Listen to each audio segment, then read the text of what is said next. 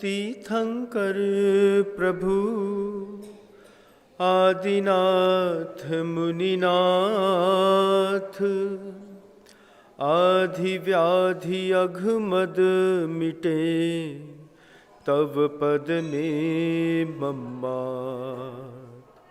चरण शरण है आपके, तारण तरण जहाज।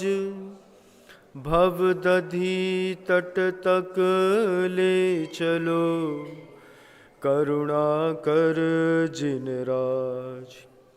बोले आदि ब्रह्मा श्री आदिनाथ जी भगवान की, परम पूज्य आचार्य भगवंत गुरुदेव श्री विद्यासागर जी मुनिराज की, ताल बेहट नगरी के श्री पार्श्वनाथ जी भगवान की, समस्त मुनि संघ की। गुरुदेव के पास जब कभी भी हम लोग जाते तो गुरुदेव कई बार हम लोगों का चेहरा देख करके प्रेरणा देते। छोटी उम्र में भी जब भी आते हो कैसा उतरा हुआ सा चेहरा दिखाई देता है, मुस्कुराया करो। आचार्य जी स्वयं को आप देखिएगा, कभी भी दिन में जितनी देर वो दिखते हैं उतनी देर उनके चेहरे पर त्रिभुवन मोहनी मुस्कान रहती है। तीन भुवन के जीवों को मोहित करने की शक्ति है गुरुदेव के पास। हम लोगों से गुरुदेव ने कहा मुस्कुराया करो। हमने कहा कि गुरुदेव ऐसे अंदर से मुस्कुराहट निकलती नहीं। तब आचार्य जी कहते हैं जब मन ऊंचा होता है तो भाग्य ऊंचा होता है। ये दो शब्द अपने साथ भी जीवन में घटाने का प्रयास करिएगा। जब मन ऊंचा होता है तभी भाग्य ऊंचा होता है, नहीं तो पूरी जिंदगी ठंडी में 200 ग्राम गुड़ बेचते बेचते निकल जाती है। गुड़ बेचने वालों के साथ ठंडी में बड़ी दिक्कत होती है कि किसी ने 1 पाव गुड़ मांगा, भरी ठंडी में 1 पाव गुड़ दिया, फिर एक बार हाथ धोना पड़ता है, फिर ठंडा लगता है, फिर हाथ धोना पड़ता है, फिर ठंडा लगता है, फिर हाथ धोना पड़ता है, फिर ठंडा लगता है। वो ना चाहते हुए भी धन के लोभ के चक्कर में, 2-5 पैसे बचाने के चक्कर में बार बार उठता है, बार बार हाथ धोता है। कभी किसी किराने वाले की दुकान में जाकर के देखिएगा, समझ में आएगी आपको हमारी बात कि ऐसा होता है कि नहीं होता है। आचार्य जी कहते हैं मन ऊंचा करो, मन ऊंचा तो भाग्य ऊंचा। मन ऊंचा कैसे किया जाता है महाराज? ये बात आचार्य भगवंत कहते हैं कि जिन्होंने यथार्थ को देखा है उनकी नजरों से यथार्थ को देखने का प्रयास करो। अभी हम अपनी नजरों से यथार्थ देखते हैं और जो दिखता है वो सत्य होता है, ये कोई जरूरी नहीं होता। दुनिया में प्रत्यक्ष दिखने वाली हर वस्तु वैसी ही है ऐसा होता नहीं बंधुओं। देखने के बावजूद कई बार आंखों के सामने से झूठ होकर के निकल जाता है। आचार्य जी कहते हैं मन ऊंचा करो, मन ऊंचा तो भाग्य ऊंचा। अब मन ऊंचा कैसे बनाया जाता है? तो आचार्य कहते हैं कि जिन्होंने यथार्थ देखा है उनकी नजरों से यथार्थ देखने का प्रयास करो।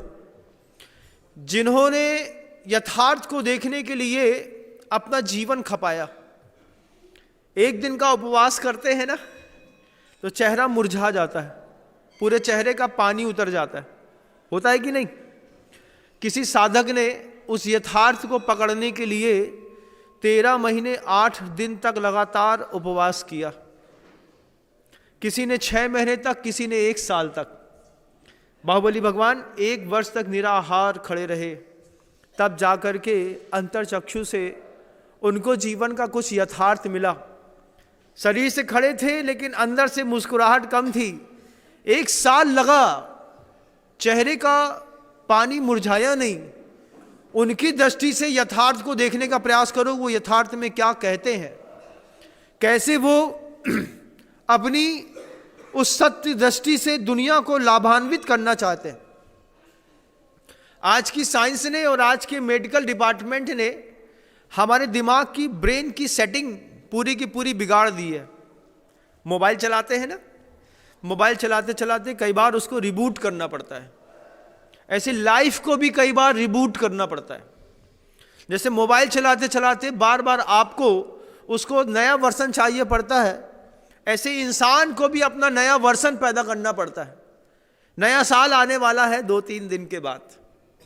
अपना 2024 में एक नया वर्जन पैदा करिए जिसकी जरूरत है पूरे विश्व को। अपने आप की लाइफ को थोड़ा रिबूट करिए, अपने आप को दोबारा एक बार चार्जिंग स्टेशन पे लगाइए, उद्बोधनों से अपने जीवन की धारा को बदलिए और सबसे पहले चिंतन करिए। हम सुबह 6 बजे से लेकर के रात को 10 बजे तक खाते हैं, उसके बाद भी शरीर को संभाल नहीं पाते हैं।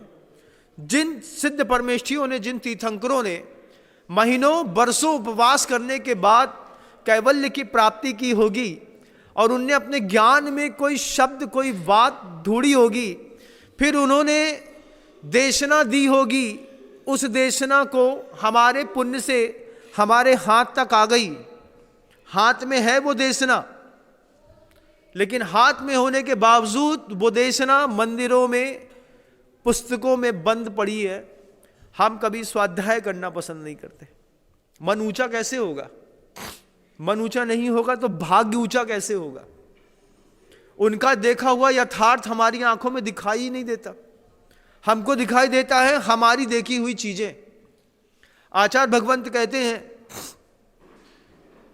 जैन कुल में आ गया है, लाभ का अवसर मिलेगा लेकिन लाभ नहीं उठाएगा।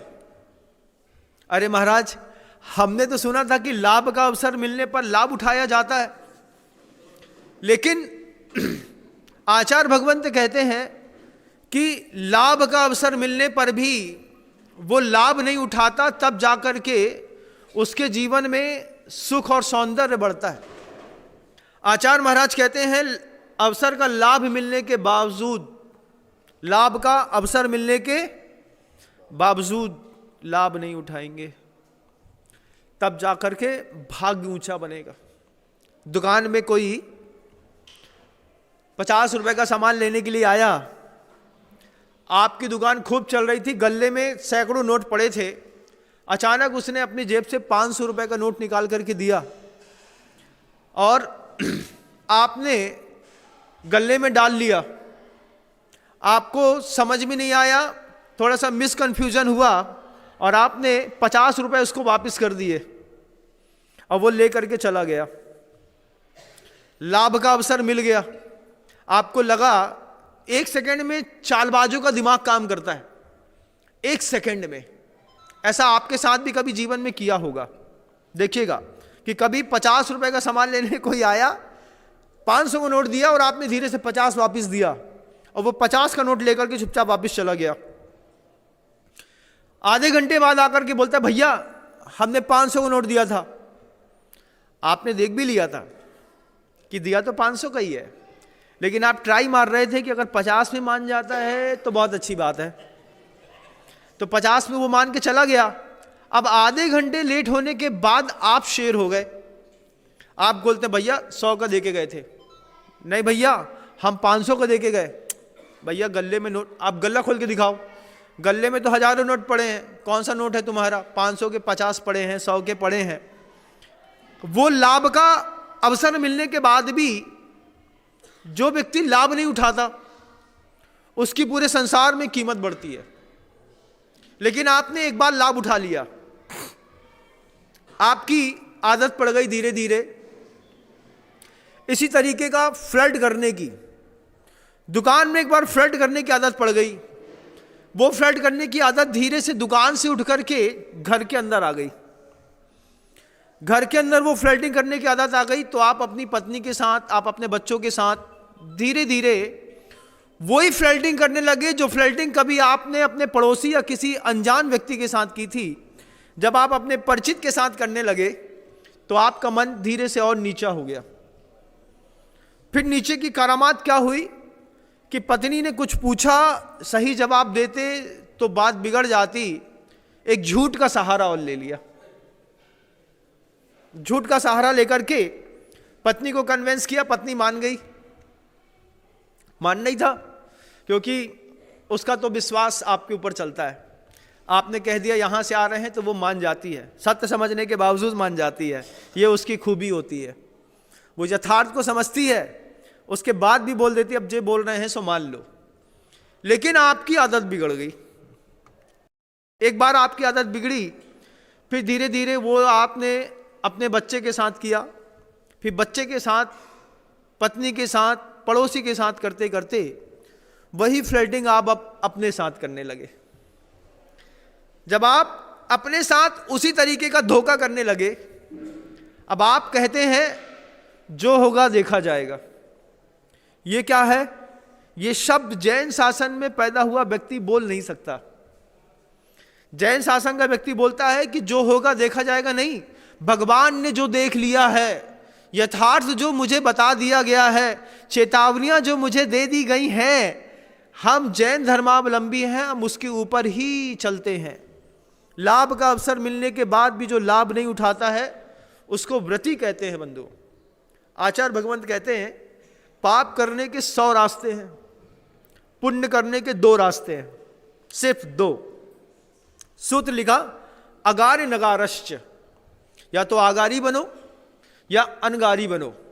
धर्म करने का 2 रास्ता। और आगारी मतलब घर के सहित रहने वाला व्यक्ति भी है तो वो कैसा है कि झूठ का अवसर मिलेगा, लोभ का अवसर मिलेगा, सिर्फ धन संबंधी नहीं, स्त्री संबंधी मिलेगा, किसी और वस्तु संबंधी मिलेगा, किसी और चीजों का भी अचानक आपको आपके कर्मोदय से लाभ के अवसर मिलेंगे। लेकिन हम परहेज करेंगे, हमें नहीं चाहिए। सुदर्शन सेठ को देखो, रानी ने घर के अंदर, कमरे के अंदर बुला करके बोलती है मेरे साथ भोग करो, मेरे साथ भोग करो, तुम जो मांगोगे वो दूंगी। लाभ का अवसर मिलने के बाद भी सुदर्शन सेठ किसी महिला के एकांत कमरे से यह कह करके वापस लौट आए, हम तो हिजड़ा है, हिजड़ा आदमी क्या संभोग करेगा, हिजड़ा आदमी क्या भोग की कथा कहेगा।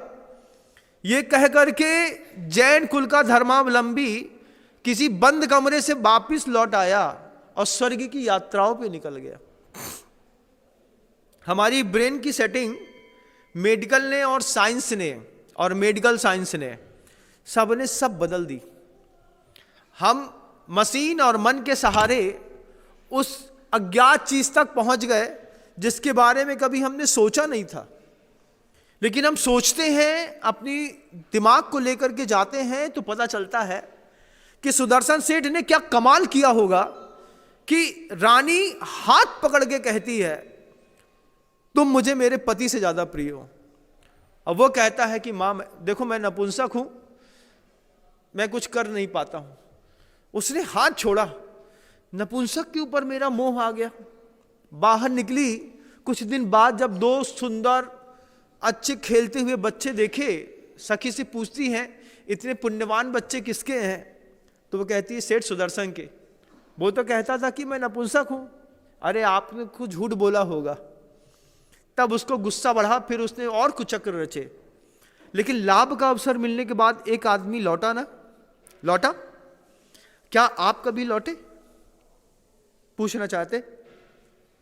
जैन शासन में आने के बाद जिन कुल में आना और जैन धर्मावलंबी होना, इन दोनों चीजों में बहुत अंतर है। हम जिन कुल में पैदा हो गए हैं, लेकिन हमारी फिलॉसफी कौन से कुल की है हमको पता नहीं है। मौका मिलता है, जिस चीज का, जिस पाप करने का मौका मिलता है हम वहीं पे कर लेते हैं। करते हैं कि नहीं? अपने आप से झूठ बोलने से क्या पाओगे? हमसे झूठ बोलना फिर भी ठीक है, हाँ महाराज हम ऐसा नहीं करते। लेकिन प्रथमा नियोग के कथानक कहते हैं एक बार पलट करके उस यथार्थ तक दृष्टि लेकर के मन को ऊंचा करो। जिस दिन मन ऊंचा हो जाएगा उस दिन भाग्य भी ऊंचा हो जाएगा। बहुत सारे ऐसे लोग हैं संसार में जिनकी ब्रह्मचर्य की प्रसिद्धि है, किसी व्यक्ति का तप प्रशंसनीय है, किसी व्यक्ति की भावना प्रशंसनीय है, किसी व्यक्ति का वात्सल्य प्रशंसनीय है, किसी का प्रेम प्रशंसनीय है। हर जीवन में कुछ ना कुछ प्रशंसा के योग्य है। तुम अपने जीवन में खोज करो एक बार, तुम्हारे जीवन में प्रशंसनीय क्या है? क्या तुम्हारा दान प्रशंसनीय है? दान प्रशंसनीय है? कोई दान प्रशंसनीय नहीं है तुम्हारा। दान देखना है तो उन पूर्वजों का दान देखो, उन्होंने दान को भी साधना समझ करके किया। गृहस्थी में रह करके धन कमाया बेहिसाब, और दान को साधना समझा। और साधना ऐसा नहीं कि एक दिन करी, प्रतिदिन करी। और साधना कितनी मंगलकारी निकली गृहस्थ के दान की साधना। कुछ तो प्रशंसा के योग्य हो हमारे जीवन में, तब तो जाकर के हमारे घर के अंदर बाजे बजे, लोग हमारे यहाँ बैठने आए, हमारी अनुमोदना करने आए, मनुहार करने आए, मुस्कुराने आए, प्रेम भाव का प्रदर्शन करने के लिए आए। हम देखते हैं वर्धमान स्वामी का प्रशंसनीय जीवन, हम देखते हैं आदिनाथ प्रभु का प्रशंसनीय जीवन, हम देखते हैं महापुरुषों में सुकौशल सुकुमाल का, पांडवों का प्रशंसनीय जीवन।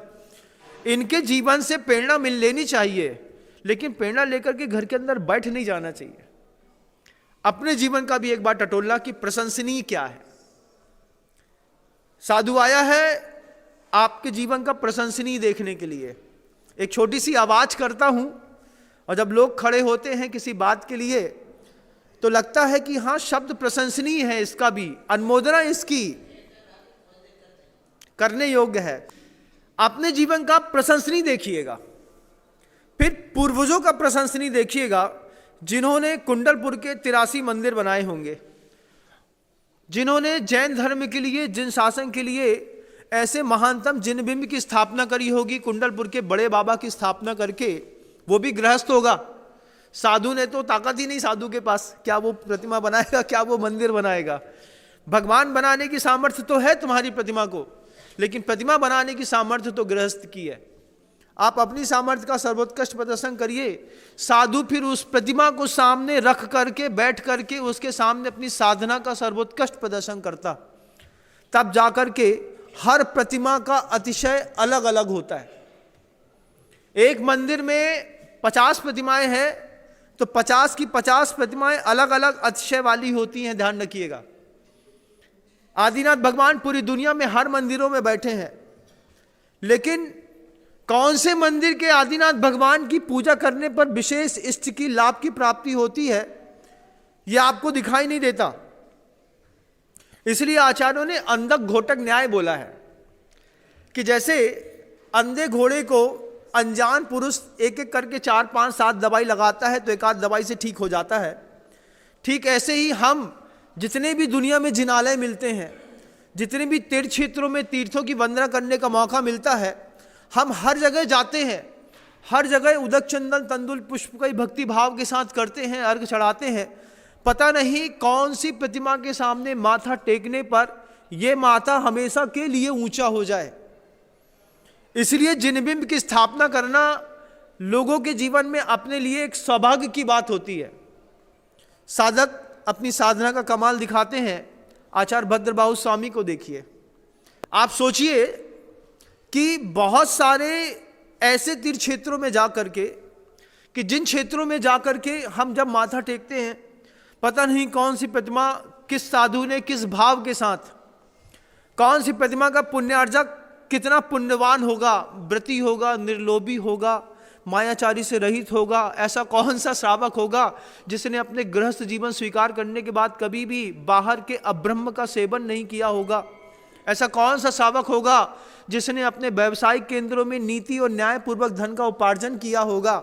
ऐसा कौन सा वो सौधर्मिंद्र होगा जो यहाँ पर बना होगा, जिसने कहा होगा कि मैंने हिंसा, झूठ, चोरी, कुशील और परिग्रह, इस अभिमान, इस पाप से मुक्त होकर के भी धन का उपार्जन व्यवस्थित तरीके से किया है। ऐसे नीति और नियम को पालने वाले कैसे कैसे वो गृहस्थ होंगे। गृहस्थ का भी अतिशय होता है। आपको लगता है सिर्फ प्रतिमा का या साधु के पास अतिशय होता है, तो नहीं, गृहस्थ का भी अतिशय होता है बंधुओं। विजय सेठ और विजया सेठानी को देखिएगा। साधु रोगी थे, वर्षों से उनका रोग दूर नहीं हो रहा था। एक गृहस्थ ने अपनी साधना का परचम लहराया, साधु का परगाहन करके रोगी साधु को घर के अंदर खड़ा किया। खड़ा करने के बाद उन दोनों के ब्रह्मचर्य की ऐसी जय जयकार थी, जब दोनों ने मिल करके, पति के बगल से पत्नी खड़ी है और ब्रह्मचारिणी है दोनों, और खड़े होकर के, हे स्वामी, मन शुद्धि, वचन शुद्धि, काय शुद्धि, आहार जल शुद्ध है, आप लीजिए ना। देने से ऊपर का चंदोबा सफेद हो गया और महाराज रोग मुक्त हो गए।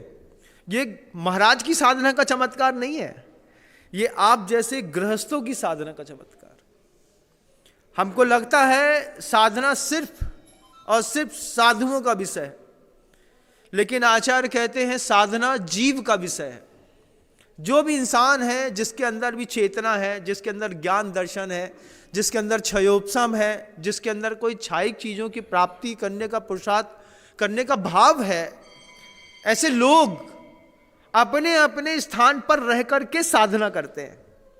अपने जीवन का तप खोजो, अपने जीवन का संयम खोजो, अपनी मुसीबतों को लौटाने की उस प्रक्रियाओं को समझो कि सुबह जब सो के उठते हो तो दिमाग में कितना वजन रहता है।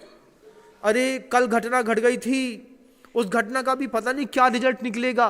रात जैसे तैसे गुजर जाती है, कई लोग तो रात को 2 बजे तक सो नहीं पाते, और सो भी जाए तो 3-4 बजे फिर उठ के खड़े हो जाते हैं। कल घटना घट गई थी, अब क्या होगा। कभी देखिएगा जब यही 5 पाप अपराध बन करके जीवन में धीरे धीरे विकसित हो जाते हैं, रात की नींद हराम हो जाती है। क्या करते हैं फिर? सुबह सो के उठते ही साथ ही कुछ लोगों का, कुछ बच्चे होते हैं, कैसे बच्चे होते हैं देखिएगा कभी, सुबह सो के उठते साथ ही मौसम ढूंढते हैं कि कैसे पापा की जेब मिल जाए, थोड़े से पैंट से पैसे निकाल लेते हैं। कुछ बच्चे रात को 2 बजे चुराते हैं, कुछ बच्चे जो हैं घर से गोल्ड गायब कर देते हैं, कुछ बच्चे एटीएम से गायब कर देते हैं। जुआ खेलने की आदत लगी है, MCX खेलने की आदत लगी है, सट्टा लगाने की आदत लगी है। आज तो बहुत हाई फाई चीज़ हो गई है।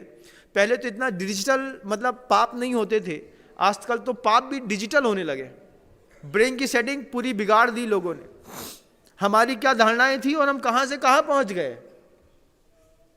लेकिन आचार्य भगवंत कहते हैं कि आप उन बच्चों को देखो जो बच्चे आक्रामक होकर के रात में एक अव्यावहारिक व्यवहार करते हैं। जितनी एंजाइटी एक पागल व्यक्ति को पागल खाने में आज से 30 साल पहले होती थी, इतनी एंजाइटी आज के व्यक्ति को नॉर्मल में है। नॉर्मल में बच्चा सीधा नहीं बैठ पाता है, कभी यहां भगेगा, कभी यहां भगेगा, फिर मोबाइल निकालेगा, फिर सोचेगा, फिर ऊपर चढ़ेगा, फिर नीचे आएगा। इन सब के समाधान के लिए आचार्य ने कहा, जिन्होंने अपनी आंखों से यथार्थ देखा, यथार्थ देखने के बाद उन लोगों ने कहा कि अगर तुम्हें हमारे जीवन के अनुभव स्वीकार करने हैं तो आचार्य कहते हैं मुसीबतों को अपने घर से लौटाना हो तो, मुसीबतों से गुजर जाने की बात नहीं कर रहे हैं, मुसीबतों को घर से लौटाना है तो एक शब्द आचार्यों ने रखा प्रत्याख्यान का। प्रत्याख्यान का मतलब त्याग होता है। प्रत्याख्यान करता हूं किस चीज का? पर स्त्री को नहीं देखूंगा, उसके बारे में बुरा नहीं सोचूंगा, उसको छूने की कोशिश नहीं करूंगा, इसका प्रत्याख्यान कर दो। सोचिए अगर इसका प्रत्याख्यान हो गया होता तो जेलों में हजारों कैदी जिस पाप के कारण बंद हैं, बाहर सड़क में होकर के धर्म ध्यान कर रहे होते। लेकिन उनके यथार्थ को हम अपने यथार्थ माने तब तो, हम तो अपने दिमाग से चलने वाले लोग हैं। उन्होंने प्रत्याख्यान शब्द सिर्फ ब्रह्म के लिए नहीं दिया, उन्होंने हिंसा के लिए भी कहा। अगर आपके साथ अनीति हो रही है तो ध्यान रखिएगा, न्यूटन का 3rd लॉ, रूल्स लग रहे हैं, हर क्रिया की प्रतिक्रिया होती है। अंगूठे का नाखून निकला है, तुमने किसी का निकाला था इसलिए निकला है। हम क्या करते हैं? हम हिंसा का प्रत्याख्यान करते हैं, हिंसात्मक वस्तुओं का प्रत्याख्यान करते हैं। और सिर्फ प्रत्याख्यान ही नहीं करते हैं, इसके लिए भी जीवाणम रखणो धम्मो सूत्र भी दिया, कुछ वैधानिक सूत्र भी दिए, कुछ चेतावनी सूत्र भी दिए, कुछ प्रशंसा की चीजें भी कही कि देखो तुम्हारा धर्म है। तुम्हारा धर्म क्या है कि जैसा मैं कहता हूं वैसा स्वीकार करो। जैन कुल में पैदा होने वाला हर व्यक्ति जैन ही है ऐसा तो मैं कभी मानता ही नहीं। परसों 2-3 दिन पहले भी कहा था, कुछ लोग हैं देवशास्त्र गुरु के साथ जीना सौभाग्य समझते हैं, कुछ लोग हैं बोलियां लेकर के खुश होते हैं, कुछ लोग बोलियां नहीं लेकर के खुश होते हैं। कुछ लोग बोलियां लेके खुश होते हैं, अच्छा मौका मिला, सौधर्मिंद्र बनने के कब से सोच रहा था, कब से पैसा कमा रहा था, आज मौका मिला, लगाया दम, बने सौधर्मिंद्र। और एक आदमी पीछे बैठा रहता है, वो भी एक सोचता है अच्छो भाव जैसा फंस गए अपन तो बच गए। ऐसा भी लोग सोचते हैं। जो लोग ये सोचते हैं कि वो फंस गया और ये बच गया, वो बेचारा कहां जाएगा। जबकि पुरुषार्थ क्या कहता है, पुण्य कहता है, पुरुषार्थ कहता है कि अपनी जम सक्कई तम की रही। आचार्य कहते हैं मैंने बहुत कुछ कहा है, दान के बारे में, क्षमा के बारे में, त्याग के बारे में, साधना के बारे में, शील के बारे में, ब्रह्मचर्य के बारे में, हिंसा के बारे में, अहिंसा के बारे में। आचार्यों ने कितना कहा, कितने सारे शब्द कहे, और फिर सब कहने के बाद आचार्य कहते हैं जम सक्कई तम की रही। जितना कर सकते हो उतना तो करो। कितना? जितना कर सकते हैं उतना तो करो। और फिर जम न सक्कई तहेब सद्दहणम। और जो नहीं कर पाते हो तो जो कर रहा है उसके ऊपर श्रद्धा करो। जिसने कर दिया, जिसने जिनबिंब ले लिए, जिन्होंने वेदियां ले ली, जिन्होंने पांडुशिला ले ली, चांदी के बर्तन स्वीकार कर लिए कि मेरे निमित्त से, मेरे न्यायोपार्जित धन के निमित्त से अगर मान लो मंदिर के अंदर कोई सम्यक दर्शन की प्राप्ति कर रहा है, मेरा पुरुषार्थ सफल हो गया। मेरे धन के निमित्त से अगर एक जिनबिंब स्थापित हो गया, गुरुओं ने सही समय पर, सही मुहूर्त पर अगर उस बिंब की स्थापना कर दी, अश्चर्यकारी जिनबिंब स्थापित हुए, किसी को सम्यक दर्शन की प्राप्ति हुई, मेरा पुरुषार्थ सफल हो गया। इसके लिए जम सक्कई तम की रही। जितना कर सकते हैं उतना तो करेंगे महाराज। जम न सक्कई, सामर्थ्य नहीं है, पैसे नहीं है, भविष्य में भी दिखाई नहीं देता है, तो फिर क्या करेंगे? तहेब सद्दहणम। फिर श्रद्धा करेंगे, उस व्यक्ति की प्रशंसा करेंगे, उसके बारे में अच्छा सोचेंगे, अच्छा बोलेंगे, अच्छा स्वागत करेंगे। क्यों करेंगे? मैं सोचता तो था कि ऐसा कर पाऊं, लेकिन मैं नहीं कर पाया। आंसू आता है उसका। हमारे गांव में महोत्सव हो रहा हो और हम दान न दे पाए, हमारे गांव में महोत्सव हो रहा हो हम जिनबिंब न रख पाए, हमारे गांव में महोत्सव हो रहा हो हम छत चमर भामंडल न दे पाए, हमारे घर में महोत्सव हो रहा हो, हमारी घर की मजबूरियां, हमारा पाप हमको चौका चूल्हा और आलू की सब्जी में फंसा के रखे, हम इंद्राणी न बन पाए। दुर्भाग्य नहीं है तो क्या है? दूसरों के घरों में जाकर के धर्म ध्यान करना तो वैसे ही मुश्किल होता है। गृहस्थ की अपनी मर्यादाएं रहती हैं। वो जहां रहता है वहीं पर गुरु को बुलाता है, वहीं पे शास्त्र रखता है, वहीं पे देव की स्थापना करता है, वहीं पे धर्म ध्यान करता है।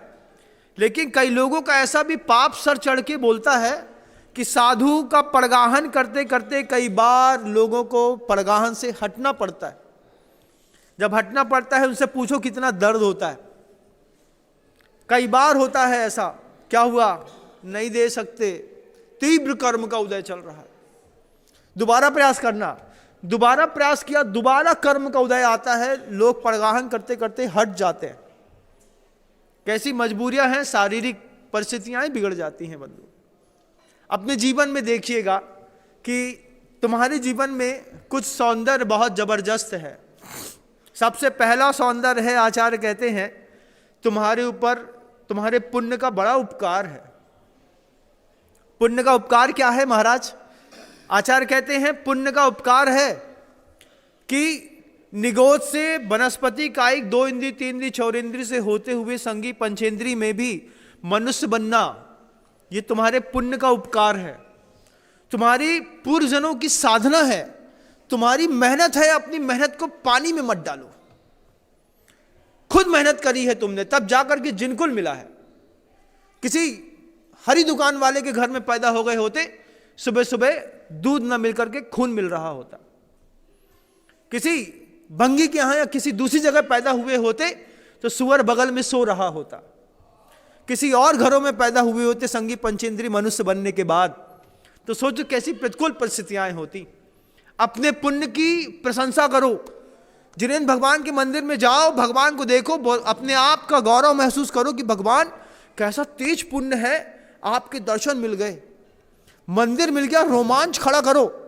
ठंडी के दिनों में जब ठंडा पानी हाथ शरीर में लगाते हैं, जैसे एक एक रोम खड़ा हो जाता है, ऐसे अपने शरीर का एक एक रोम खड़ा करके भगवान के सामने खड़े होकर के बोलो क्या सौभाग्य था मेरा, मेरे पुण्य ने मेरे ऊपर उपकार किया, मेरी मेहनत थी भगवान, जिन्हें भगवान की बेदी के सामने आके खड़ा हो गया मैं।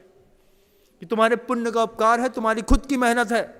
अचानक कोई जैन कुल में पैदा नहीं हो जाता, इसके लिए पुण्य चाहिए पड़ता है। पुण्य का उपकार कैसा गजब का था कि पहले दिन से तुम्हारा पुण्य तुम्हारे पल्ले में साथ देने लगा। पुण्य के उपकार के कारण मंदिर के अंदर खड़े हो, प्रवचन सुन रहे हो। पुण्य का उपकार है, साथ ही साथ परिवार का उपकार है। परिवार का उपकार है, जिस मां के गर्भ में आए उस मां ने तुमको बचा लिया। मार डालती पेट के अंदर तो समझ में आ जाता। बच्चा पैदा होते होते भी मारे दर्द के कई बार बच्चे मर जाते हैं, कई बार मां मर जाती है, लेकिन तुम्हारा सौभाग्य था, मेरी मां भी सुरक्षित है, मैं भी सुरक्षित हूं। परिवार का उपकार है। बेटी होने के बावजूद मां के अंदर हिंसा का भाव नहीं आया। रजिस्टोन की एक गोली तो खानी थी, सब बाहर फेंक जाता, लेकिन मां ने संभाला। नहीं, मेरी बच्चा है, संभालूंगा उसको। कैसे परिवार का उपकार निकला, कैसे पुण्य का उपकार निकला, कैसे प्रेम मिला घर के अंदर। लोगों ने सिखाया, बेटा मंदिर जाया करो, जाओ पाठशाला होके आओ। तब सीखे 24 तीर्थंकरों के नाम, नमोकार मंत्र सीखा हमने। जब सीखा, सीखने के बाद समझ में आया, उसके बाद पुरुषार्थ का भी उपकार है कि हम धीरे धीरे बड़े होते रहे, गुरु आते रहे, जाते रहे, मिलते रहे, आज जाकर के यहां पर आकर के खड़े हुए। जितनी भी बसीहत में मंदिर मिले हैं ये, इनमें आपके खानदानों का कुछ नहीं लगा है, ध्यान रखिएगा। अभी तो अपने पुरुषार्थ से तुमने पीछे का मंदिर बनाया है, अब जिसकी प्रशंसा और प्रतिष्ठा पूरी दुनिया में गूंज मारेगी। हम हमेशा कहते हैं हर प्रतिमा का अपना अतिशय होता है और हर गृहस्थ का भी अतिशय होता है। साधु का अतिशय होता है, साधु को बनाने वाले आचार्यों का अतिशय और आशीर्वाद भी अतिशयकारी होता है। बहुत सारे अतिशयों की संयोजना एक साथ बैठाना, बैठ करके धर्म ध्यान करना, अपने पुण्य के उपकार को स्वीकार कर लेना, परमात्मा के उपकार को स्वीकार कर लेना, परिवार के उपकार को स्वीकार कर लेना, अपने पुरुषार्थ के उपकार को स्वीकार कर लेना, लाभ का अवसर मिलने पर सही कार्यों में लाभ उठा लेना और पाप के कार्यों में लाभ का अवसर मिलने पर हाथ का संकोच कर लेना, ये जैन शासन की सबसे बड़ी विशेषता रही। पैसा अगर हम देव शास्त्र गुरु में नहीं लगाएंगे तो किस चीज में लगाएंगे? कहां पैसे का उपयोग कहां है? अगर हाथ का पैसा आने के बाद पुरुषार्थ करते हैं, 20 साल कई लोग कल्पना करते हैं, भावनाएं बांधते हैं, पैसे इकट्ठे करते हैं, बोले परिवार में सुविधाएं बनाना सिर्फ वन टाइम इन्वेस्टमेंट है। एक मकान बना लो, एक फ्रिज खरीद लो, एक टीवी खरीद लो, एक कमरा खरीद लो, एक बंगला बना लो, एक बेड लगा लो, वन टाइम इन्वेस्टमेंट। लेकिन तुम्हारी गति तो रोज चलती है। सुबह से गतिमान रहते हैं हम धन कमाने के लिए, सुबह 9 बजे से रात को 10 बजे तक गतिमान प्रवाहमान है, पैसा कमा रहे हैं, गति तो है। गंतव्य क्या है? अंत में पूरी जिंदगी भर मेहनत करके जिस चीज के लिए तुम गतिमान हो, गंतव्य में पहुंचोगे कहां? ये तो निश्चित है यहीं छोड़ करके जाओगे। तो फिर किसके लिए? उस पुत्र के लिए जो दिन में 11 बजे सो के उठता है, उस भाई के लिए जो जुआ खेलता है, उस परिवार के लिए जो धीरे धीरे चोरी करके पूरा घर बर्बाद करने में लगे हैं। कि फिर वो द्रव्य आप देखिएगा, कुंडलपुर के बड़े बाबा के मंदिर के बगल से करीब 250-300 एकड़ की जमीन कुंडलपुर के बड़े बाबा को लोग दे के गए। जबलपुर तक में जमीन कुंडलपुर के बड़े बाबा के नाम पे दान पे लिखी हुई है। हमारी जमीन है लेकिन हम कुंडलपुर के बड़े बाबा को दान दे के जा रहे हैं। इसको अर्घ कहते हैं। अर्घ का मतलब बहुमूल्य द्रव्य होता है। ये जो आप 8 द्रव्य को मिला के अर्घ चढ़ाते हैं ना, इसको अर्घ नहीं कहते। अर्घ कहते हैं प्रतिदिन पूजा के बाद अपने जीवन का कुछ बहुमूल्य चढ़ाना पड़ता है प्रतिमा के सामने। लोग सोना चढ़ा जाते हैं, कोई मनोवती रहती है तो वो गजमोती चढ़ाने का नियम ले लेती है, कोई हीरा चढ़ाने का नियम ले लेते हैं। ऐसे अर्घ चढ़ाया जाता है। अंतिम समय में आपने ये जितनी भी गति अपने जीवन में इकट्ठी करके रखी है, इसको गंतव्य तक सुरक्षित रखना पड़ता है। कुंडलपुर के बड़े बाबा लोगों के धन को अंतिम स्थान तक पहुंचाने में निमित्त बने। आज आपकी इस पूरी समाज के बीच में जो होने वाला पंच कल्याणक महोत्सव है, ये भी आप सबकी गति को गंतव्य तक पहुंचाने में निमित्त बनेगा। अपनी जम सक्कई तम की रही, सबके लिए दिमाग में ये बात रख लेनी है, जो मुझे बाहर सुन रहे हैं उनके लिए भी, कि जितना कर सकते हैं उतना तो करेंगे, फिर जो नहीं कर सकते हैं उसके लिए श्रद्धा करेंगे, अनुमोदना करेंगे, उसकी प्रशंसा करेंगे। जहां मिलेगा, जितनी बार मिलेगा, उसका चेहरा देख करके, कई लोगों को चेहरा देख करके ईर्ष्या होती है, भैया 2 नंबर को पैसा थो इनके पास, तब इनने 2.5 करोड़ की बोली ले ली, अपन तो सीधे आए, सीधे नहीं या टेढ़े आए। जिसने 2 करोड़ 2.5 करोड़ रुपए का त्याग किया, उसके उस त्याग की ओर दृष्टि नहीं है, उसकी राशि की ओर दृष्टि है।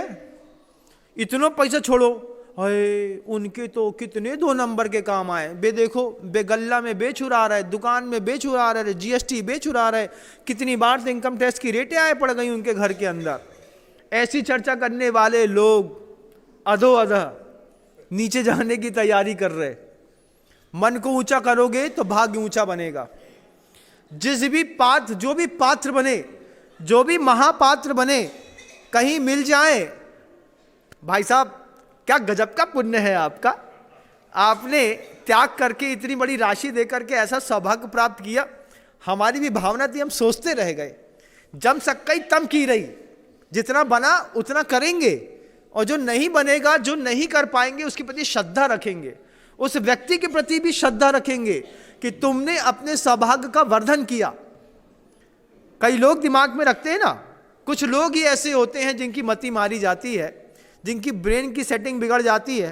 कई बार कैमरे की, ब्रेन की, मोबाइल की सेटिंग बिगड़ जाती है ना, भैया जो हैंग होगा, चला ही नहीं रहा हुआ है, वो कौन सा न चल है, वो खिलाने क्या करने आए, उसको पानी में डाल दो और आगी में भूंज दो।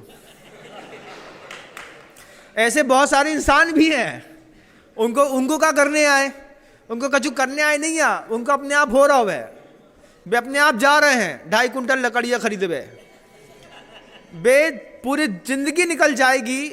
अगर इस बार आप लोग धर्मदान नहीं कर पाए तो अगली बार कब आप लोगों को मौका मिलेगा मुझे पता नहीं है।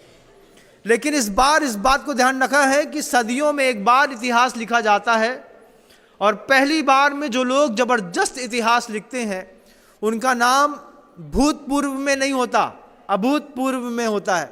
बोले कई बार हुए होंगे पंचकणक, लेकिन इस बार की विशुद्धि, इस बार का आशय, इस बार की भावना अपने आप में अद्भुत है।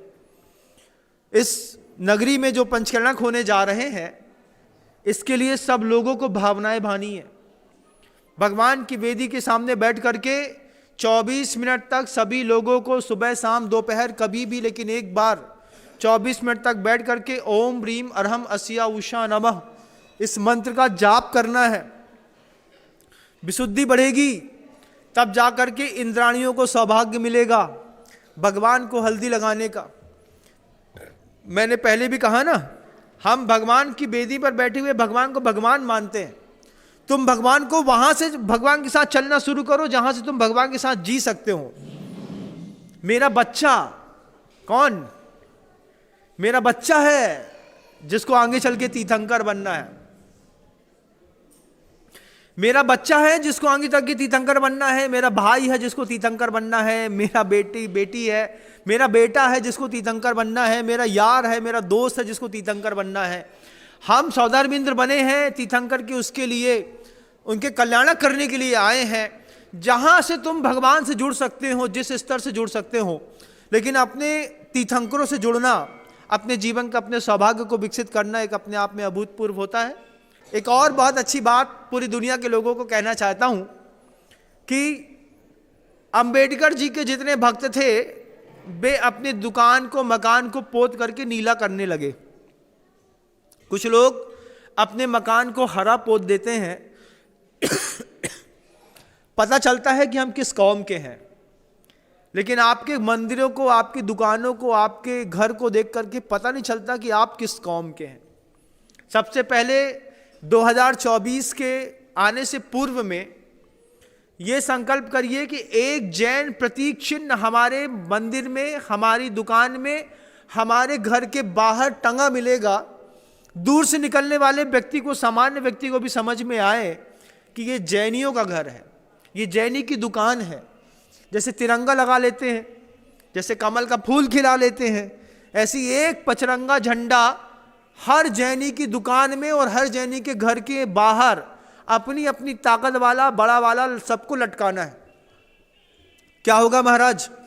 कोई साधु दुनिया में कहीं से भी निकलेगा, पचरंगे झंडे में बीच में जब परस्पर उपग्रह जीवा नाम का वो 3 लोग के नक्शे के साथ पंजा बना मिलेगा, उतने में साधु को दूर से समझ में तो आए कि ये जैनी की दुकान है, ये जैनी का मकान है। लोग नीला पोत देते हैं, हमारे यहाँ नीला कलर वैलिड नहीं है। लोग हरा पोत देते हैं, हमको हरे से मतलब नहीं है। हमारा पचरंगा झंडा है। आपके यहाँ के पूरे महोत्सव के दौरान आपके व्यावसायिक प्रतिष्ठानों में, आपके घरों में, मंदिरों में और साथ ही साथ पूरी दुनिया के जो लोग मुझे सुन रहे हैं उनसे भी कहना चाहता हूं कि अपने अपने घरों में भी कम से कम बाहर एक जैन प्रतीक चिन्ह टांगिए, जिसके माध्यम से साधु और पूरे देश को पता चल सके कि ये बड़े बड़े झंडे तिरंगे के नहीं हैं, पचरंगे हैं। इन पचरंगों झंडों में 5 परमेष्टि विद्यमान है, बीच में अहिंसा परमो धर्म का सूत्र है, 3 लोग हैं, परस्पर उपग्रह जीवा नाम की भावना है और हम जैन हैं और हम वास्तव में तीर्थंकर परमेष्टि के आराधक हैं। जितना करना जरूरी होता है उतना दिखाना भी जरूरी होता है। आज शब्दों को विराम देता हूं, कल पुनः प्रयास करूंगा। गुरुदेव श्री विद्यासागर जी मुनिराज की। जा वाणी के ज्ञान से सूझे लोकालोक, सो वाणी मस्तक नमु सदा देत हूँ धोख। हे जिन वाणी भारती तो हे जपो दिन रैन, जो तेरी शरणा गहे सो पावे सुख।